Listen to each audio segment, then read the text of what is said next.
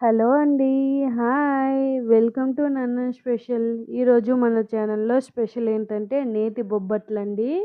ఎంతో టేస్టీగా మన అందరం ఇష్టపడే మన నేతి బొబ్బట్లు ఈరోజు ఎలా చేయాలో చూద్దాం రండి. ఈ పద్ధతిలో మీరు ట్రై చేశారంటే మినిమమ్ 3 డేస్ కంపల్సరీ ఉంటాయండి ఈ బొబ్బట్లనేవి. దీని తయారీ విధానం చూద్దాం రండి. ముందుగా ఒక కప్పు మైదా పిండి తీసుకున్నాము. చూపిస్తున్నాను కదా, ఈ కప్పుతో ఒక కప్పు మైదా పిండి, అందులో ఒక 2 టేబుల్ స్పూన్ బొంబాయి రవ్వ యాడ్ చేశాను. ఇందులోనే చిటికెడు సాల్ట్ కూడా యాడ్ చేసి వాటర్ కొంచెం కొంచెం యాడ్ చేసుకుంటూ పిండి అంతా కూడా స్మూత్గా కలుపుకోవాలండి. మనం ఎంత ఎక్కువసేపు కలుపుకుంటే అంత పలచగా వస్తుందండి లేయర్ అనేది బొబ్బట్ల మీద ఈ పిండిని. చూసారు కదా, అంతా ఒకసారి ఇలా కలిపేసుకోండి. ఇందులోనే మనము 2 టేబుల్ స్పూన్ ఆయిల్ యాడ్ చేసేసుకోండి. పిండి బాగా నిండేలాగా ఉండాలండి నూనె అనేది.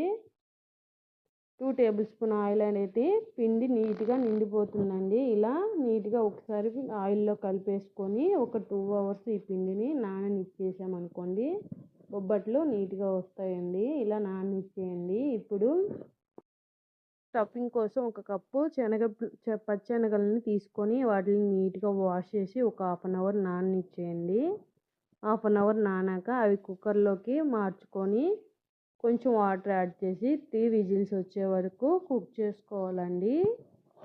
ఈ పప్పుని మనం పట్టుకొని మ్యాష్ చేసామనుకోండి, మ్యాష్ అయిపోవాలి. అలా కుక్ చేసేసుకోండి. ఇప్పుడు ఇవన్నీ కూడా ఒక మిక్సీ జార్లోకి తీసుకొని ఇందులోకి మనము తగినంత మన తీపికి తగినట్టు బెల్లం యాడ్ చేసుకోవాలండి. నాకు హాఫ్ కప్ సరిపోయింది. ఇందులోనే 5-6 యాలకులు కూడా యాడ్ చేసి ఇలా స్మూత్గా మిక్సీ పట్టేసుకోండి. ఇప్పుడు ఫ్యాన్ పెట్టేసి 2 టేబుల్ స్పూన్ గీ యాడ్ చేసేసుకొని అది కొంచెం హీట్ అయ్యాక ఈ మిక్సీ పట్టిన మిశ్రమాన్ని యాడ్ చేసి నిదానంగా ఇలా లో ఫ్లేమ్లో తిప్పుకుంటూ కుక్ చేసుకోవాలండి. ఇలా కుక్ చేయటం వల్ల బొబ్బట్లు అనేవి 3 డేస్ స్టాక్ ఉంటాయండి మనకి ఇంట్లో తినేదానికి. సరే కదా, ఇది లైట్గా కలర్ చేంజ్ అవుతూ మంచి అరోమా వస్తుందండి. ఆ స్టేజ్లో స్టవ్ ఆఫ్ చేసి ఇలా చల్లారాక చిన్న సైజు బాల్ కింద పిండి అంతా కూడా ఇలా బాల్స్ కింద చేసేసుకోవాలండి. చూసారు కదా, ఇలా పిండి అంతా కూడా ఒక చిన్న సైజు బాల్స్ కింద చేసి పక్కన పెట్టేసుకోండి.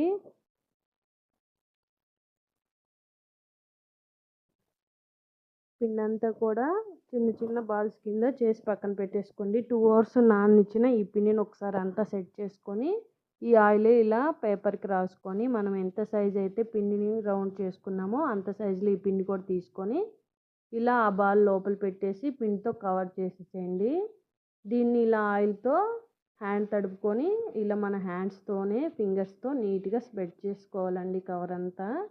ఇలా ఈజీగా స్ప్రెడ్ అవుతుందండి. 2 అవర్స్ నానింది కదా పిండి, ఈజీగా స్ప్రెడ్ అవుతుంది. ఈలోపు మనం ఇలా ప్యాన్ పెట్టేసి కొంచెం గీ యాడ్ చేసి మనము స్ప్రెడ్ చేసుకున్న బొబ్బట్ని యాడ్ చేసి ఒక సైడు ఇలా కాలాక దీన్ని మనం ఫ్లిప్ చేసుకొని చుట్టూతా గీ యాడ్ చేసుకొని 2 వైపులా కాల్చుకోవాలండి.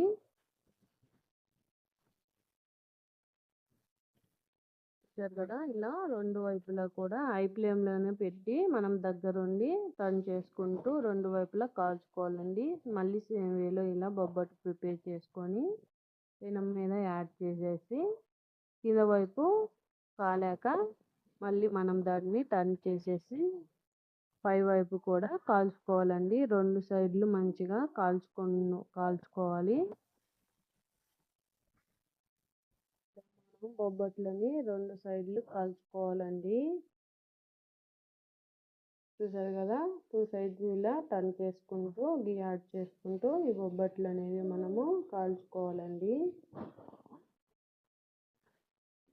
వైపులా కాలాక మనము ప్లేట్లోకి షిఫ్ట్ చేసేసుకోండి. మళ్ళీ కూడా మనము గీ యాడ్ చేసి ప్రిపేర్ చేసిన బొబ్బట్ని యాడ్ చేసేసుకుంటూ చుట్టూతో గీ యాడ్ చేసుకుని మనం టర్న్ చేసుకుంటూ మనం బొబ్బట్లన్నీ కూడా ప్రిపేర్ చేసుకోవాలండి.